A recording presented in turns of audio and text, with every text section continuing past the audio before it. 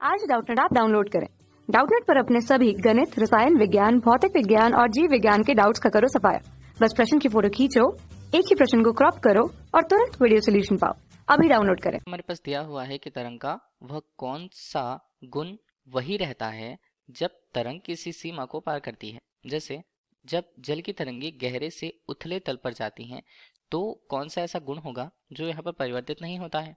तो अगर हम तरंग की बात करें, तरंग सबसे पहले क्या होती हैं। अब हम कह सकते हैं तरंग के लिए कि तरंग किसी माध्यम में, जिस माध्यम से वो गुजर रही है उस माध्यम में उत्पन्न विक्षोभ होती है, उत्पन्न विक्षोभ है जो अपने स्थिति में बिना परिवर्तन किए एक स्थान से दूसरे स्थान एक नियत चाल से आगे बढ़ेगी। तो जिस चाल से आगे बढ़ेगी उसे हम बोलेंगे तरंग की चाल। अब तरंग किसी माध्यम में आगे बढ़ रही है, ठीक है। अगर हमने ये माध्यम ले रखा और तरंग के संचरण की दिशा अगर माध्यम पर ही है, ठीक है, तो दिशा को मान लीजिए हमने ये दिखा दिया है और इसके सामने माध्यम है जिस माध्यम से होकर उसे गुजरना है। तो तरंग जिस माध्यम में जाती है उस माध्यम के कण अगर अनुप्रस्थ रूप से कंपन करते हैं, तरंग संचरण की दिशा के लंबवत कंपन करते हैं तो वो तरंग अनुप्रस्थ प्रकार की तरंग होती है। जबकि अगर तरंग संचरण की दिशा माध्यम के कणों के कंपन की दिशा पर ही है तो हम कह सकते हैं कि वो तरंग वहां पर अनुदैर्ध्य तरंग होगी। कोई तरंग अगर किसी माध्यम में आगे बढ़ रही है तो उसके द्वारा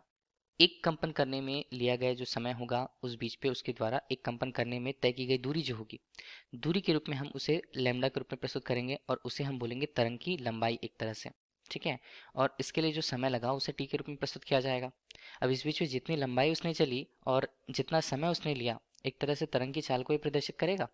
अब इस बीच में हम ये बात कर रहे हैं कि तरंग अगर एक लंबाई के रूप में या एक नियत रस्सी के रूप में आगे बढ़ रही है, ठीक है, तरंग के द्वारा प्रति सेकंड में तय की गई जो दूरी होगी, तरंग द्वारा प्रति सेकंड चली गई दूरी, वो उसके आवृत्ति को प्रदर्शित करती है। तो आवृत्ति को हम किससे व्यक्त करें, आवृत्ति को स्मॉल एफ से व्यक्त किया जाएगा। और यही आवृत्ति का जो गुण होता है, अगर माध्यम में तरंग संचरित हो रही है या ऐसे जगह पर संचरित हो रही है जहां पर माध्यम की आवश्यकता नहीं है, तो इस बीच पे अगर माध्यम हो, माध्यम न भी हो और कोई भी एक सीमा हो, तो इस बीच पे आवृत्ति का जो मान होता है तरंग के लिए वो यहाँ पर कभी चेंज नहीं होता है, तो आवृत्ति का मान उतना ही रहता है, ठीक है। तो हमारे लिए इस क्वेश्चन का आंसर क्या होगा, कौन सा गुण पूछा जा रहा है, तो हमारे लिए वो गुण होगा आवृत्ति, ठीक है, जिसका मान किसी भी सीमा पर जाने पर परिवर्तित नहीं होता है।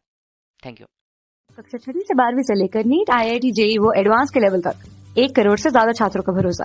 आज ही डाउनलोड करें डाउटनेट ऐप या व्हाट्सएप करें अपने सारे डाउट्स 8400 400 400 पर।